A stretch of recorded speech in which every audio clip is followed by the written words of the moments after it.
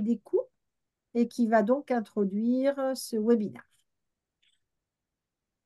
Buenas tardes, bienvenidos todos a este webinar organizado por el Instituto Internacional de Costes. Bueno, quería dar las gracias al conferenciante, a Laurent Capelletti y claro que también a los profesores Sabal y Sardet, compañeros en el Consejo Directivo y amigos.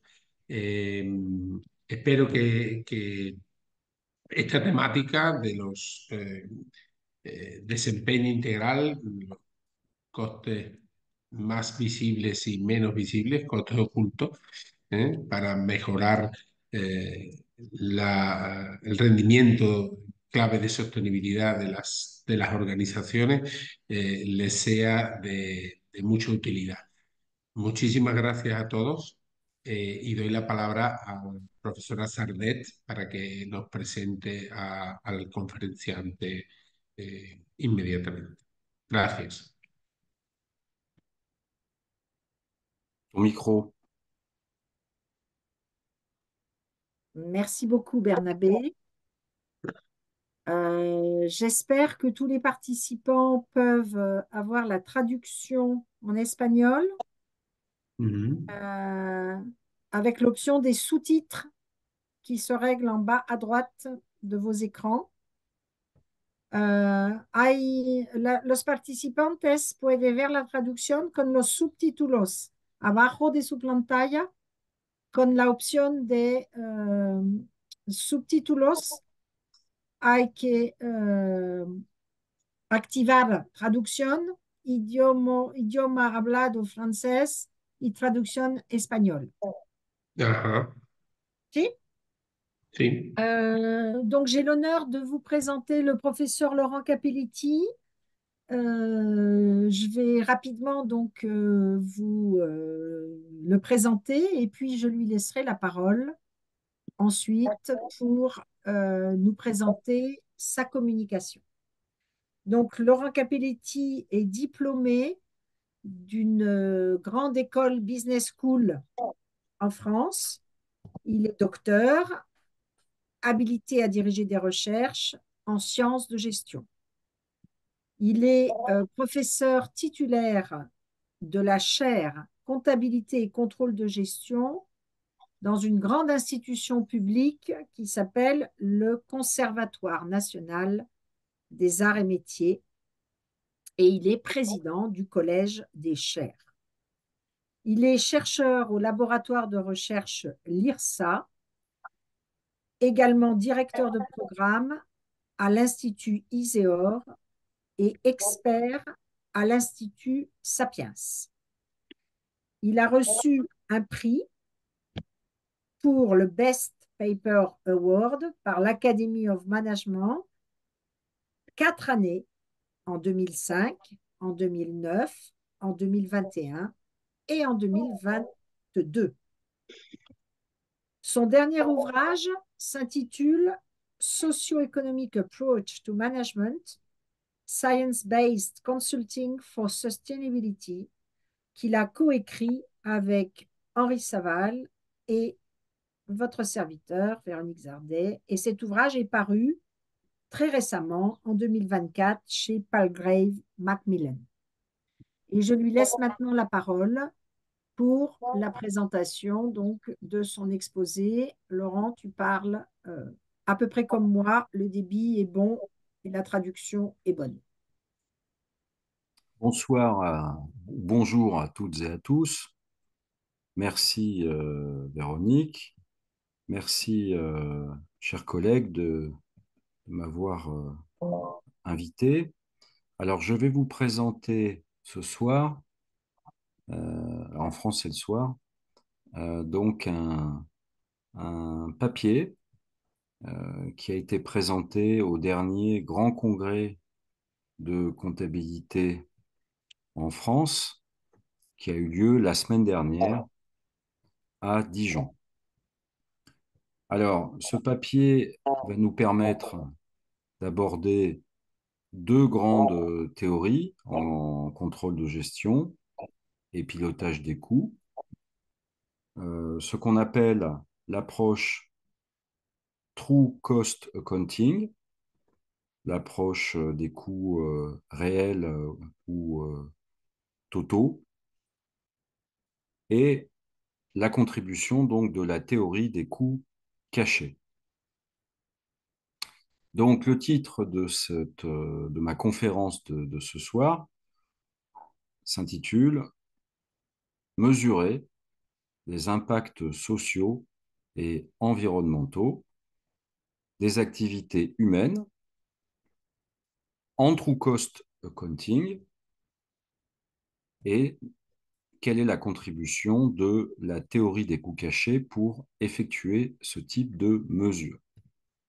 Donc on est, vous l'aurez compris, on est sur le contrôle de gestion, la mesure des coûts-valeurs de la durabilité, hein, sustainability, c'est-à-dire la performance environnementale et sociale, sociétale des activités humaines organisées, c'est-à-dire d'entreprises.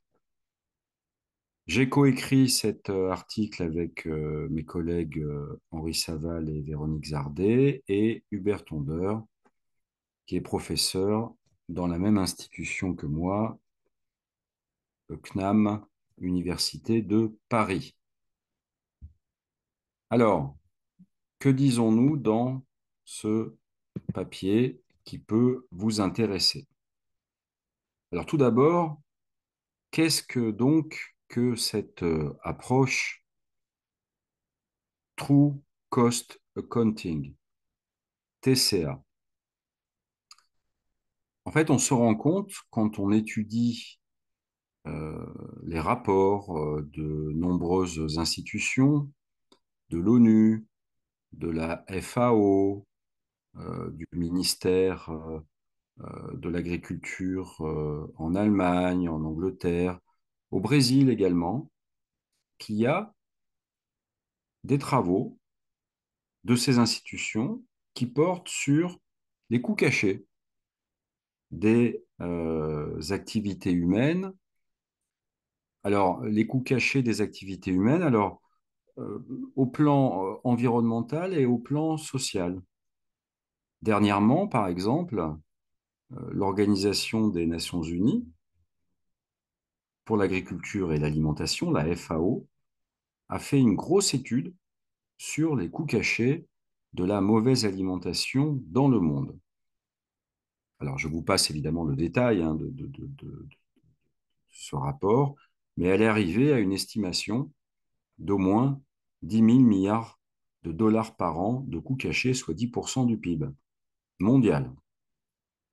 Donc cette approche, là il s'agit juste d'un exemple, cette approche True Cost Accounting, en fait, a pour but de calculer les coûts cachés, c'est-à-dire extra-financiers, qui ne sont pas comptabilisés dans les budgets des activités humaines, en évaluant le coût des régulations de ces activités. C'est-à-dire, euh, par exemple, si je reprends l'exemple de la mauvaise alimentation, quelles sont les conséquences, quels sont les actes de régulation et les consommations de ressources qu'entraîne une mauvaise alimentation? Alors, ça va entraîner des maladies, donc des coûts de soins. Ça va entraîner de la non-production, de l'absentéisme dans les entreprises, parce que les gens sont faibles, fatigués ou malades. Et donc, la valorisation de ces régulations va donner l'impact économique de ces activités. Le but du jeu, le but de l'approche True Cost Accounting, c'est pas de calculer les coûts cachés pour calculer les coûts cachés.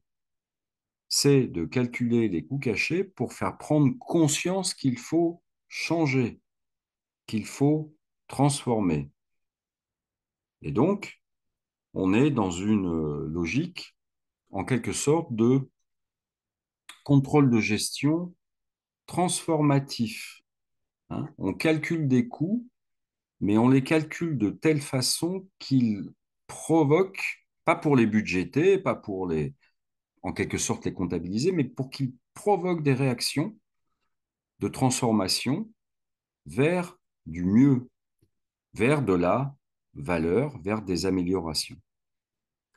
Alors, le cadre conceptuel de l'approche True Cost Accounting, ça remonte à il y a longtemps, hein, il y a plus de 80 ans. On trouve des traces chez Karl Polanyi, avec son concept de grande transformation qui expliquait que le social était encastré dans l'économique dans les années 1940. Et puis, les travaux alors d'économistes qui essayaient en fait de mesurer le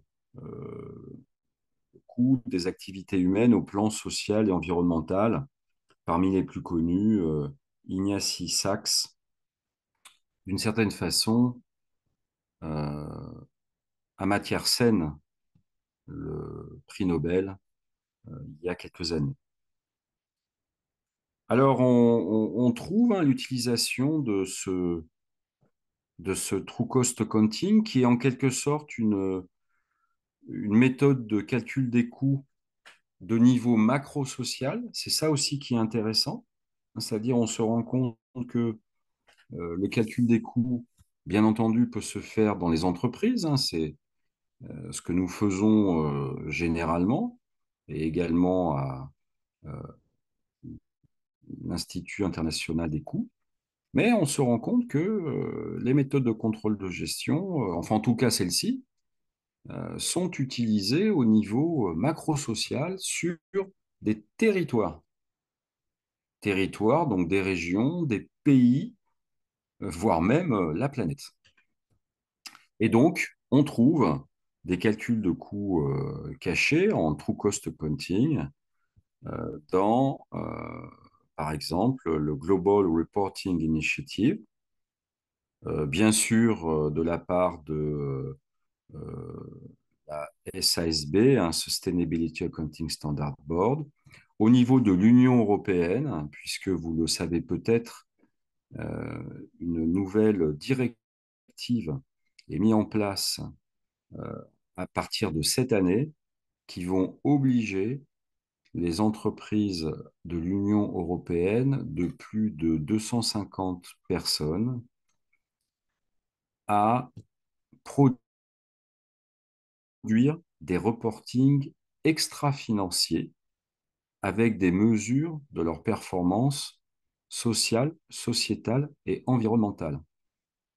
Et pour produire ces mesures, elles vont être obligées en fait d'appliquer un contrôle de gestion de la durabilité en quelque sorte, qui s'appuie, qui est complètement dans ce paradigme true cost accounting, mais cette fois-ci à un niveau non pas macro-social, mais micro-économique. Alors, une fois qu'on a dit ça, la question qu'on peut se poser, c'est, mais alors, la théorie des coûts performance cachés, inventée par Henri Saval, développée par Saval Zardet et depuis près de 50 ans par leurs équipes de recherche, dont moi-même, dans de multiples pays. Quelle est la contribution, quelle pourrait être l'utilité de la théorie des coûts cachés pour en fait aider à implanter, mettre en place, soit au niveau des institutions, soit au niveau des entreprises, ce fameux contrôle de gestion de la durabilité, ce calcul des coûts sociaux, environnementaux, pas uniquement donc pour les comptabiliser, mais bien pour faire changer les entreprises en sorte qu'elles soient stimulées pour créer des performances non seulement économiques, mais donc sociales, sociétales et environnementales.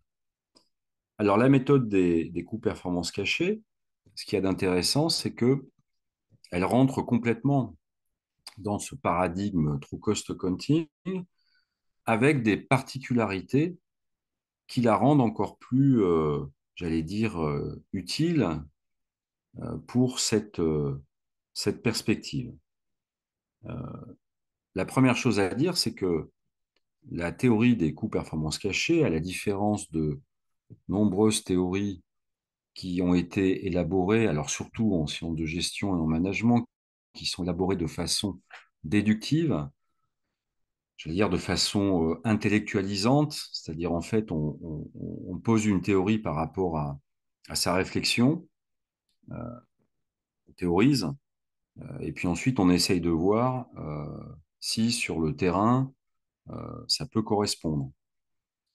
Actuellement en France, je ne sais pas dans vos pays, mais il y a énormément de théories, par exemple de la comptabilité verte, du contrôle de gestion vert, où en fait on a des modèles qui sont élaborés, très intellectuels. Et puis ensuite, après, on essaye de voir si c'est applicable dans les entreprises. Bien sûr, ça ne l'est pas du tout. Et donc, ça donne lieu euh, à des controverses et des débats.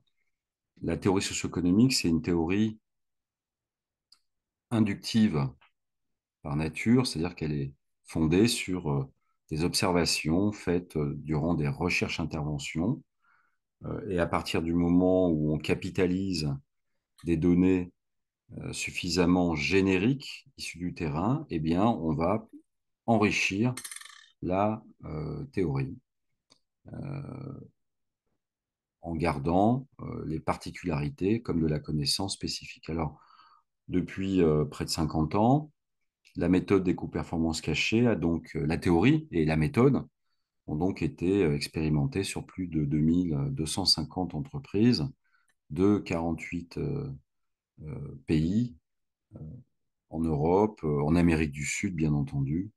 Alors, soit directement par des chercheurs de l'équipe de l'ISEOR, soit par des chercheurs associés, des collègues, des doctorants, des partenaires universitaires. Alors, on retrouve donc dans la théorie des coûts-performances cachés, on retrouve donc, j'allais dire, les grands concepts clés de l'approche True Cost Accounting. Ce concept de mesure transformative, on calcule les coûts pour stimuler des actions de transformation qui vont permettre de les convertir, de les réduire, ces coûts, pour les convertir en performance. Donc, c'est vraiment l'idée de mesurer pour nourrir des décisions qui vont vers le mieux, vers le meilleur, le, le, vers la performance. Euh, on retrouve ce concept on va évaluer le coût des régulations. Donc, il y a une activité, quand elle est bonne, elle va être orthofonctionnelle, eh bien, pas de problème. Quand elle est dysfonctionnelle, on va faire l'inventaire des régulations qu'elle entraîne et on va chiffrer le coût de ces régulations. Alors, les points intéressants, enfin, on va dire remarquables de la théorie des coûts-performances cachées, c'est qu'elle apporte en fait des concepts additionnels qui permettent vraiment d'opérationnaliser l'approche True Cost Accounting pour vraiment, cette fois-ci, dans les entreprises, être en mesure de faire du contrôle de gestion de la durabilité, ce que ne propose pas l'approche True Cost Accounting, qui reste plus un paradigme, mais elle ne propose pas de méthodologie opératoire. L'approche True Cost Accounting reste très, j'allais dire, évasif sur la méthode. Elle donne des principes et elle dit, en quelque sorte, pour la méthode, débrouillez-vous. C'est à chacun de se débrouiller. Et donc, la théorie des coûts-performances cachés, elle, ce qui est intéressant, c'est qu'elle propose une méthode opératoire qui a donc été testée et expérimentée. Et donc, je ne vais pas rentrer dans le détail ce soir, et puis certains d'entre vous la connaissent, de la théorie des coûts-performances cachés, qui est donc également une méthode de calcul des coûts-performances cachés. Mais en grand principe, on va trouver le fait que quand on calcule un coût, on ne va pas chercher l'exhaustivité et l'exactitude, on va chercher un ordre de grandeur qui fait consensus. Ça, c'est extrêmement important. Les calculs de coûts ne se font pas par ChatGPT, hein, ou par des bases de données. Les calculs de coûts se font par interaction avec les personnes qui vivent les situations, ou bien des représentants des personnes. Si vous travaillez sur un territoire avec des millions de gens, vous n'allez pas interroger des millions de gens, vous allez interroger des représentants, hein. Vous allez faire de l'échantillonnage, mais pour faire des entretiens qualitatifs, hein. On appelle ça l'interactivité cognitive. Et puis, une fois qu'on a fait ces entretiens, donc d'évaluation des coûts, on va réunir les personnes interrogées ou les représentants pour faire de l'intersubjectivité contradictoire, c'est-à-dire chercher l'estimation consensuelle, qui n'est pas contestée, donc le calcul n'est pas contesté par les personnes qui vivent les situations, qui sont impactées, hein, c'est la notion d'impact, par les activités. Dernier gros avantage de la méthode, c'est qu'elle permet bien sûr de mesurer les externalités, hein, positives et négatives. Par exemple, les émissions de CO2, les impacts sur l'environnement d'une entreprise, ses activités polluantes, le cas échéant. Mais dans l'autre sens, ces activités sociétales, hein, de création d'emplois, qu'est-ce que ça rapporte, hein, au territoire concerné. Donc, la méthode est utile pour mesurer les externalités, non seulement en termes de coûts, mais également en termes de performance. Et gros avantage par rapport à l'approche True Cost Accounting, qui n'est quasiment utilisée que pour mesurer les externalités à un niveau généralement macro-social. La méthode des coûts performance cachés permet donc de calculer des externalités, mais également des internalités, hein, c'est-à-dire les coûts performance cachés endogènes au niveau donc microéconomique. Donc, elle peut marcher dans un sens, externalité, et également dans un autre sens, les internalités. Alors, dans le papier, on présente, bon, on a 2250 cas.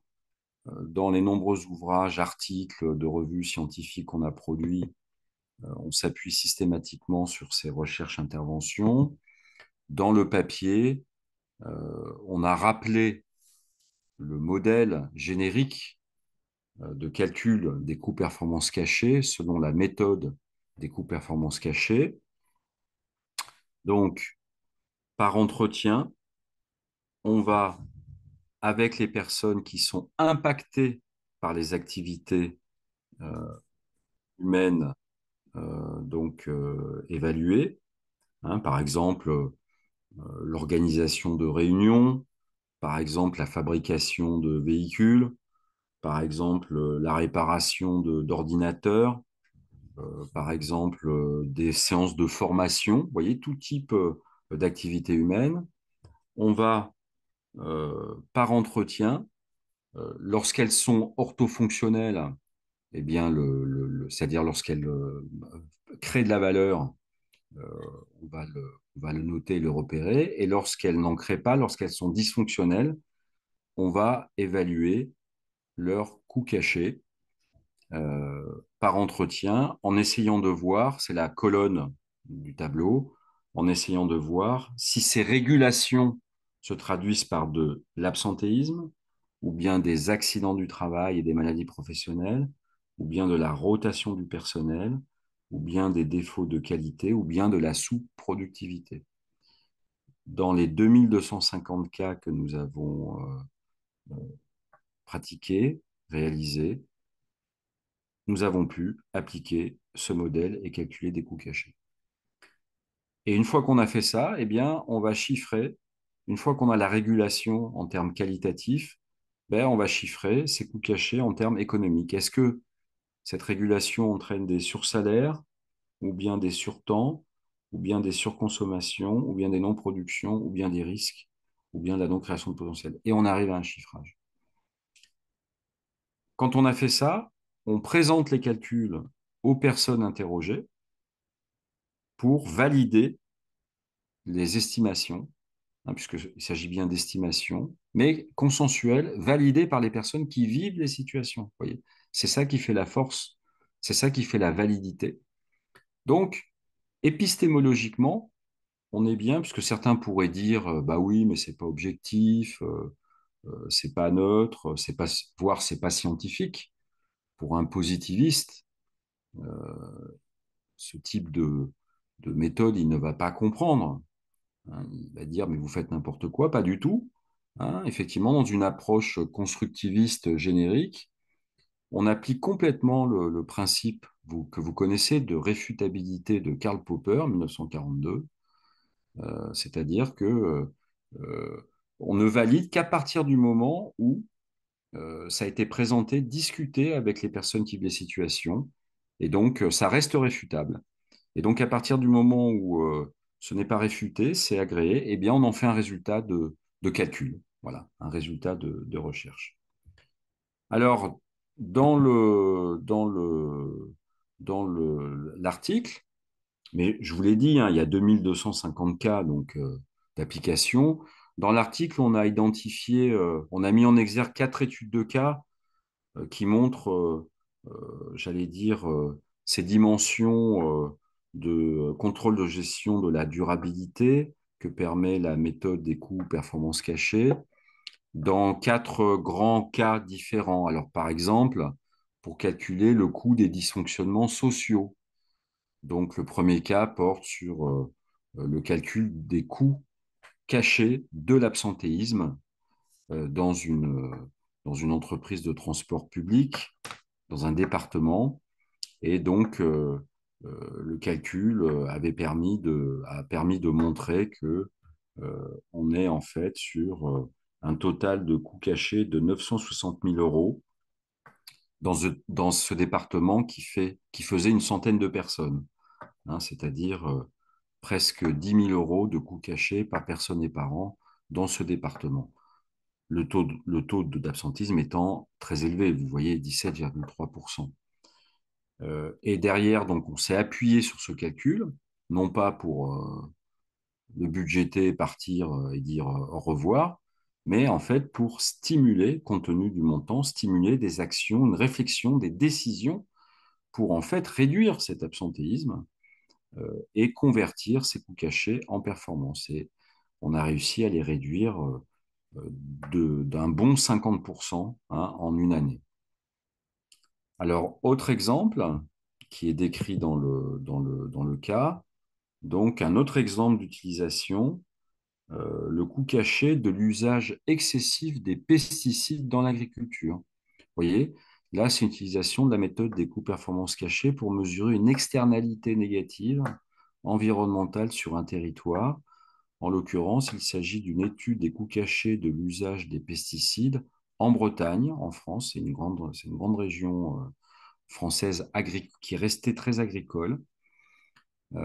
Et donc, l'étude a montré que les conséquences de cet usage, eh bien, se traduisaient par des maladies des agriculteurs, se traduisaient par des sols abîmés qu'il fallait restaurer, se traduisaient par des sols inutilisables, etc., etc. Tout ça, c'est les régulations dont on a chiffré les coûts et on est arrivé à, au minimum, 370 millions d'euros de coûts cachés de cet usage excessif de pesticides, pouvant aller, parce que souvent, quand on calcule les coûts cachés, on est amené à faire des fourchettes.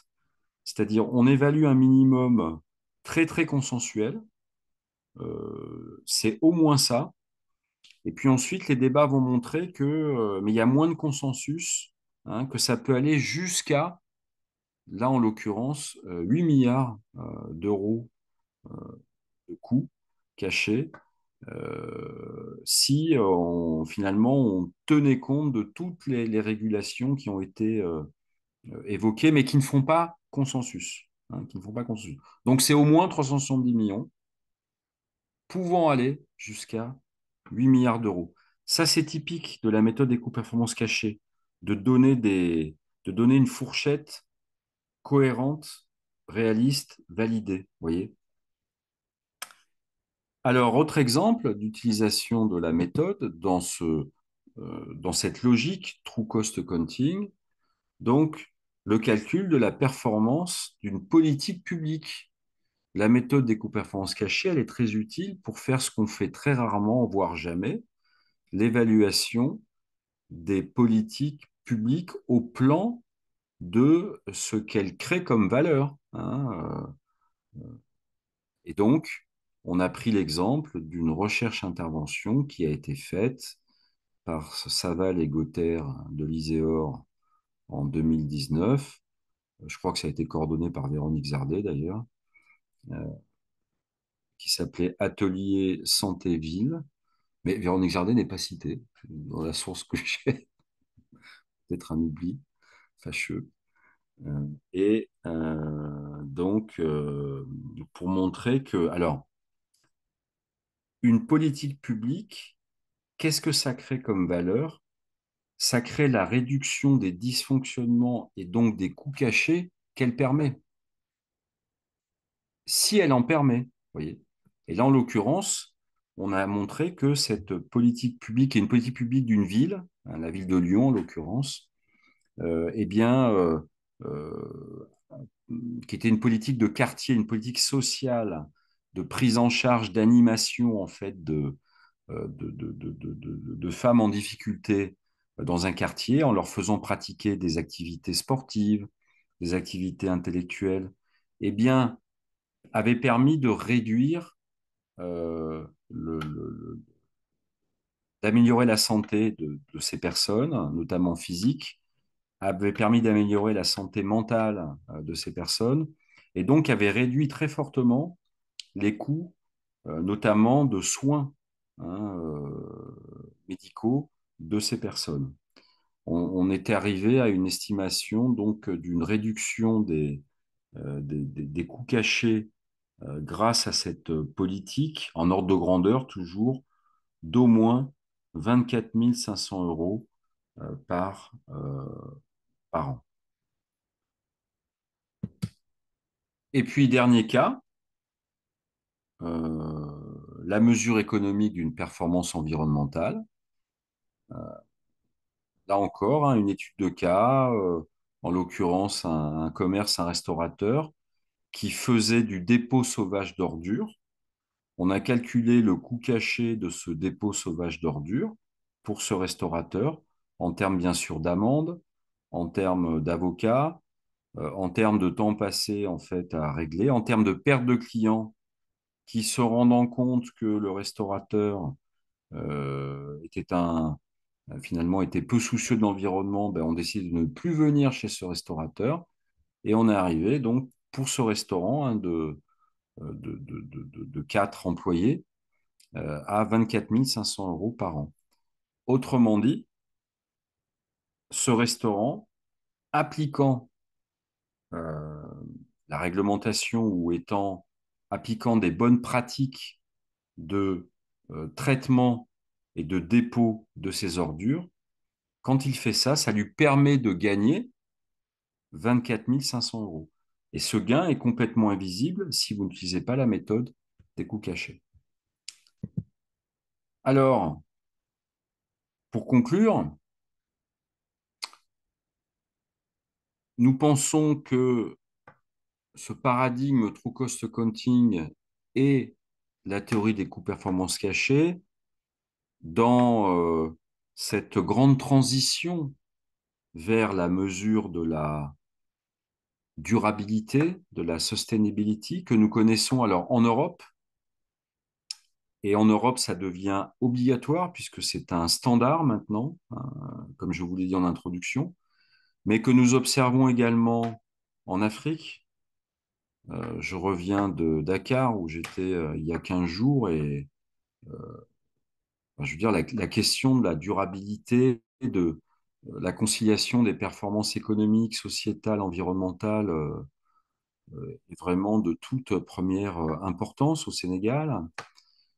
Nous le savons également en Amérique du Sud, bien sûr aux États-Unis, également en Chine, où nous intervenons régulièrement. C'est quand même donc c'est vraiment une question d'enjeu mondial. Eh bien, nous, nos observations, c'est que la méthode des coûts-performance cachés, la théorie méthode des coûts-performance cachés, peut vraiment servir en fait de méthodologie pour produire des données, produire des indicateurs permettant de forger un contrôle de gestion de la durabilité, voire même de servir en fait à nourrir les reportings de durabilité. Alors, bien sûr, en normes européennes, CSRD, mais également dans d'autres normes telles que les IFRS. Donc, en conclusion finale, ce qu'on peut dire, en fait, c'est que euh, nous, nous pensons, là, c'est pas un résultat de recherche, hein, c'est une pensée, une hypothèse. On pense que cette question de la mesure des impacts des activités humaines organisées, visibles et cachées, c'est vraiment une révolution comptable, hein, puisque jusqu'à aujourd'hui, on ne comptabilisait que le visible, on ne comptabilisait que le financier, et maintenant, on cherche à comptabiliser aussi le caché et l'extra-financier. Et donc, forcément, on cherche à non seulement calculer les coûts performance visibles, mais aussi les coûts performance cachés. Et donc, ça devient, qui dit révolution, dit aussi que c'est un enjeu politique. Hein, c'est-à-dire que les standards de mesure, les standards méthodologiques qui vont être choisis vont vraiment faire l'objet d'enjeux politiques. Et donc, ça va donner lieu, et ça donne déjà lieu en Europe, je ne sais pas si c'est le cas dans vos pays respectifs, à des luttes vraiment intenses, féroces, à la fois techniques entre cabinets, entre universitaires, hein, mais également politiques, hein, parce que finalement, c'est comment on voit le réel, en fait, hein, qu'il y a derrière tout ça. Et donc, c'est un enjeu fort. Alors, vous savez qu'en France, on a une révolution, hein, on a coupé la tête de notre roi. Et donc, si nous vivons une révolution, bah, nous, on alerte nos collègues français, hein, comptables et contrôleurs de gestion, en disant attention à ne pas vous faire couper la tête. Et si vous ne voulez pas vous faire couper la tête, bah, il faut être ni conservateur, voire réactionnaire sur ces sujets, ni radicaux. Hein. Il faut être intelligent, innover et surtout discuter. Voilà, merci pour votre écoute et attention. Merci Laurent. Nous pouvons prendre quelques questions ou commentaires des participants. Alors, dans questions et réponses, s'il y a des questions, y a-t-il des questions de l'Assemblée ou des commentaires ou questions de Bernabé, de Marcelo, de Dionisio, de José Antonio, nos amis du comité directeur de l'IIC?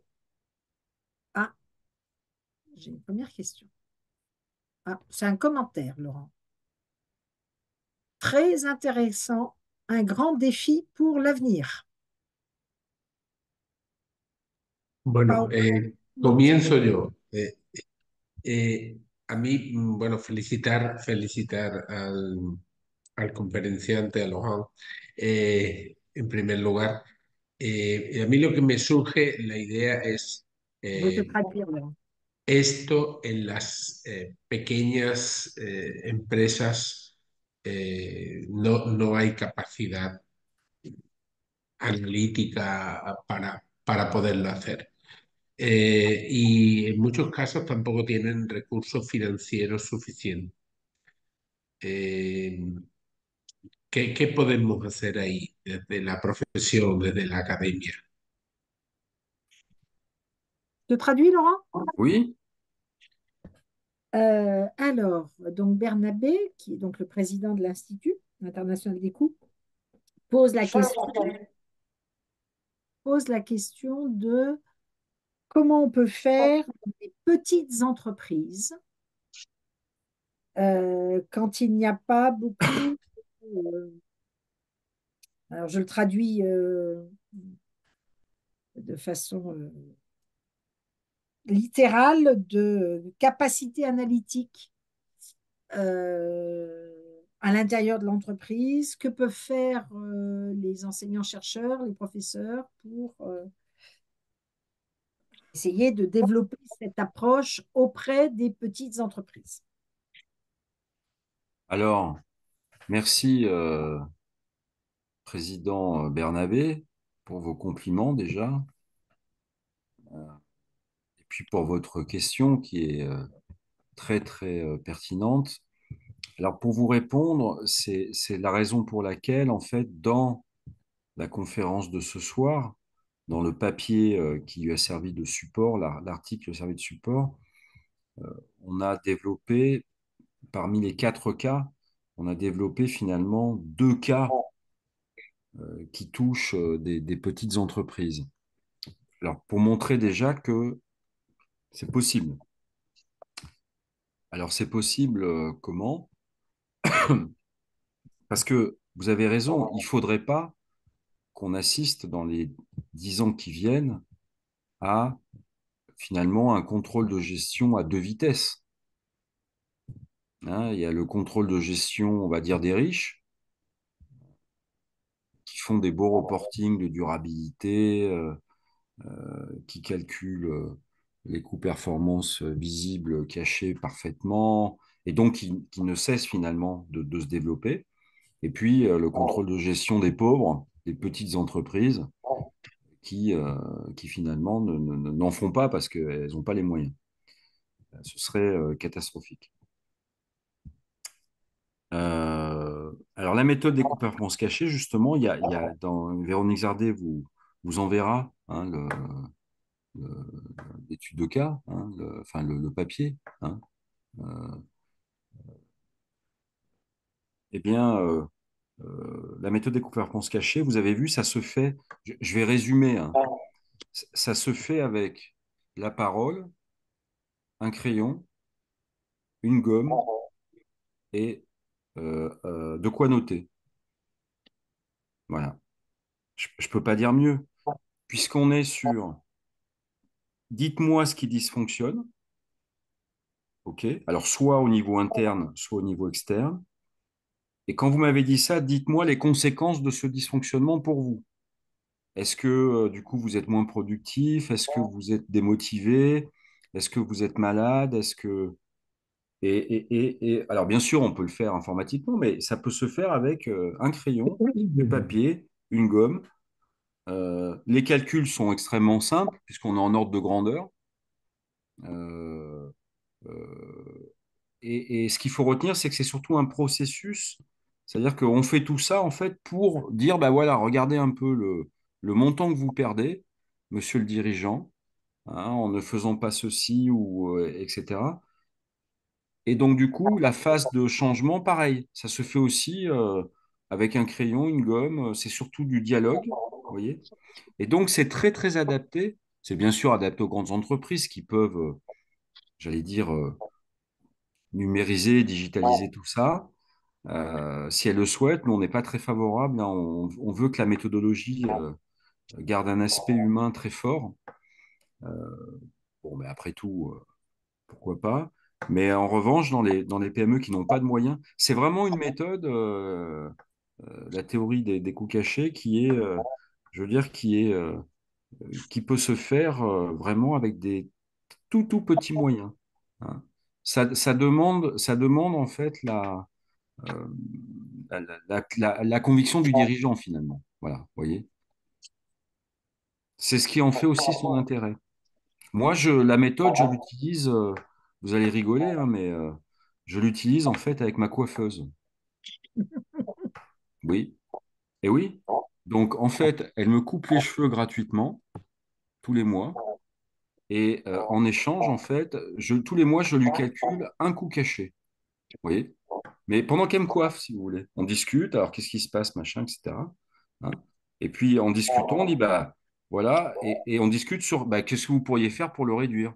Hein, alors pour conserver un collaborateur, pour qu'il soit plus motivé, pour attirer un peu plus de clients, pour réduire l'utilisation des produits nocifs hein, dans les salons de coiffure, il y a énormément de problèmes en fait, environnementaux, utilisation de produits, etc. Et donc, mais elle y gagne en fait. Hein. C'est-à-dire que la réduction des coûts cachés que je lui fais gagner est très supérieure au prix de la coupe de cheveux qu'elle m'offre. Hein.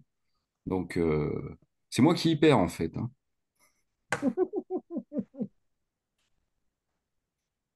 Ah, une autre Et ma question. coiffeuse, elles sont deux. Ils sont deux. Il y a la coiffeuse et son apprenti. Vous voyez?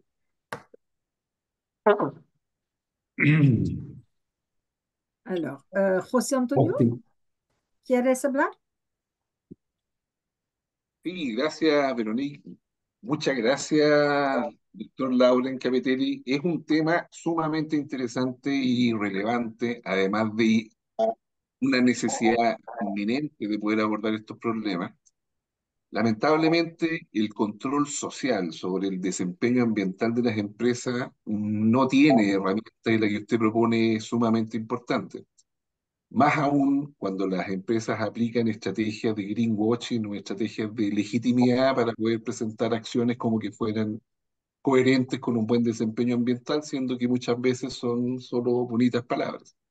Me gustaría hacerle la consulta respecto de cómo ve usted que este modelo de medición de los costos ocultos pueda ayudar a identificar las estrategias morales de legitimidad que aplican las empresas para hacer este lavado de imagen ambiental. Gracias. José, ¿puede repetir la última pregunta, por favor? La ¿Cómo? pregunta es cómo este modelo de medición de costos ocultos podría ayudar a identificar las estrategias de legitimidad moral o el greenwashing o lavado de imagen ambiental que hacen las grandes corporaciones en materia de divulgación de información ambiental?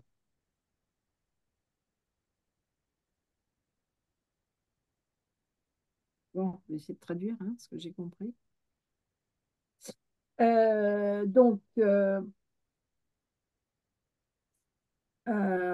professeur José Antonio Tello euh, a parlé du contrôle social,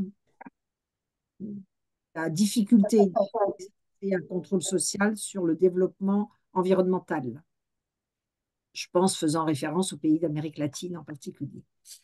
Et il a posé une question qui est large. Comment réussir à identifier une stratégie de légitimité morale, si j'ai bien compris, pour le développement euh, environnemental. Ambiental signifie environnemental. Donc, la pregunta, José, ¿es a nivel de empresas o a nivel de gobierno local, territorial o nacional? Bueno, los que más hacen lavado de imagen son las empresas, sobre todo las grandes corporaciones. Les grandes Por lo entreprises, tanto, les grands groupes. Voilà, dans les grands groupes. Comment identifier les stratégies de développement environnemental et j'imagine, si je comprends bien ce qui est dit derrière la question, ce que tu as appelé le stratégie de façade, hein, qui permettent d'afficher des d'afficher sur des sites ou dans des discours hein, des stratégies de développement durable, euh, de RSE et de développement durable sans vraiment les faire, hein. Donc, il faut. Alors, merci pour professeur José Antonio Tello pour cette question. Donc, nous, le plan, en fait, au plan méthodologique, si vous voulez, pour arriver à la stratégie, on part d'une discussion sur les problèmes. Voilà. Donc, moi, je vous répondrai en disant il faut identifier par le dialogue, par les discussions, donc alors, si on parle de l'environnement, hein, les dysfonctionnements environnementaux, les impacts négatifs sur l'environnement que provoque une entreprise. D'accord?